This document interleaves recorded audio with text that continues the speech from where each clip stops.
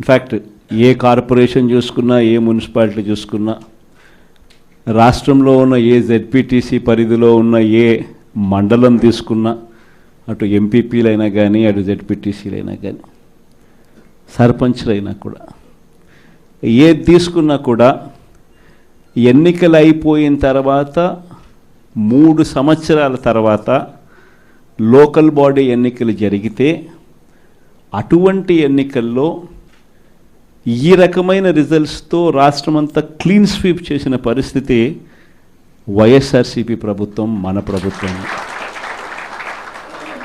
అంటే ప్రజల్లో ఏ రోజైనా కూడా తలెత్తుకొని పోగలిగాం.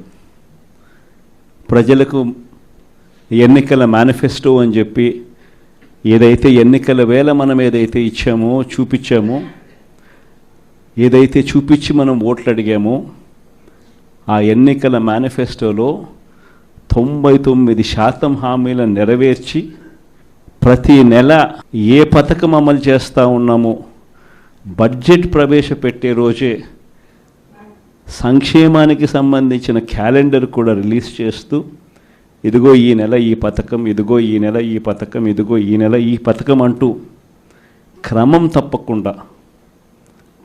తప్పకుండా ప్రతి సంవత్సరం ఎక్కడా కూడా ప్రజలకు నష్టం జరగకుండా, ఇబ్బందులు పడకుండా, క్రమం తప్పకుండా ఇచ్చిన ప్రభుత్వం ఏదైనా ఉంది అని అంటే అది దేశ చరిత్రలో ఒక వైఎస్ఆర్సీపీ ప్రభుత్వం మాత్రమే అని చెప్తాను. వైఎస్ఆర్సీపీ అన్న పార్టీ నిజంగా ఒక విలువల కోసం నిలబడిన పార్టీ. నా దగ్గర నుంచి మొదలెడితే ప్రతి కార్యకర్త కూడా, ప్రతి గ్రామ స్థాయిలో ఉన్న కార్యకర్త కూడా కాలర్ ఎగిరేసుకొని ఇది నా పార్టీ అని చెప్పి గర్వంగా చెప్పుకునే,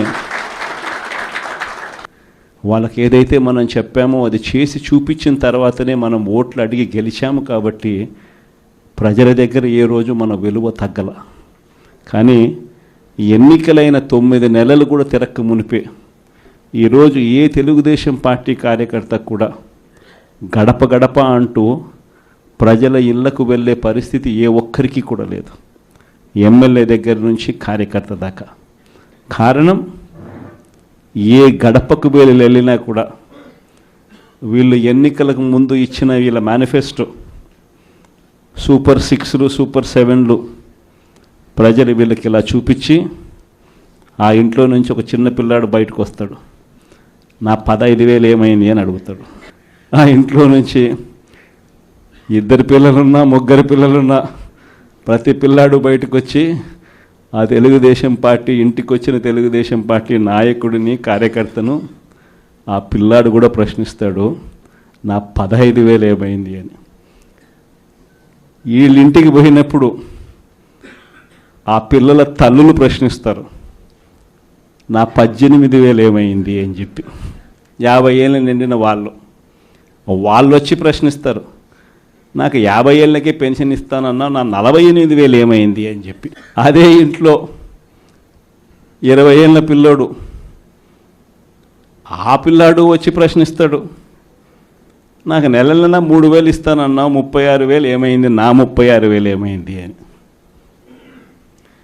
అదే ఇంట్లో బహుశా విజయవాడలో కొంచెం రైతులు తక్కువేమో కానీ కొంచెం గ్రామీణ ప్రాంతాలకు పోతే రైతులు కూడా, కండువా వేసుకొని వచ్చే ప్రతి రైతు కూడా నా 20,000 సంగతి ఏమైంది అని అడుగుతాడు.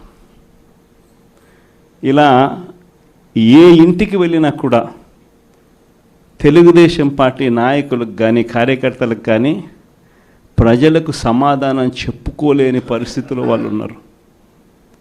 ఎన్నికలప్పుడు ఏదైతే మాట చెప్పాడో ఆ రోజేమో మేము చెయ్యకపోతే మా కాలర్ పట్టుకోండి అని అన్నాడు. మరి ఈరోజు ప్రజలు కాలర్ పట్టుకుంటారేమో అని చెప్పి భయపడి రెడ్ బుక్ రాజ్యాంగం నడుపుతూ ఉన్నారు. ఈరోజు ఏమంటా ఉన్నారు, ఎన్నికలు అయిపోయిన 9 నెలల తర్వాత ఈరోజు ఏమంటా ఉన్నారు, సంపద సృష్టించడం ఎట్టనో నా చెవిలో చెప్తే నేను తెలుసుకుంటాను అంటున్నాను. వాస్తవాలు. ఇదే మాటలు ఎన్నికలకు ముందు నేను చెప్పా. చంద్రబాబు నాయుడు నమ్మడం అంటే చంద్రముఖిని నిద్ర లేపడమే అని. ఇదే మాటలు నేను ఎన్నికలప్పుడు చెప్పిన.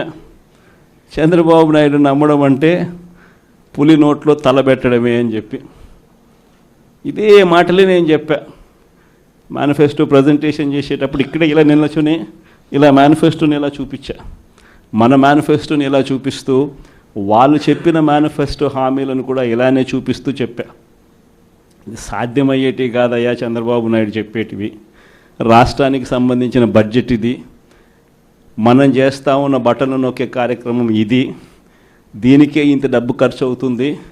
మరి చంద్రబాబు నాయుడు ఏమో 1,72,000 కోట్లు సంవత్సరానికి అయ్యే ప్రతిపాదనలు ఆయన చెప్తా ఉన్నాడు.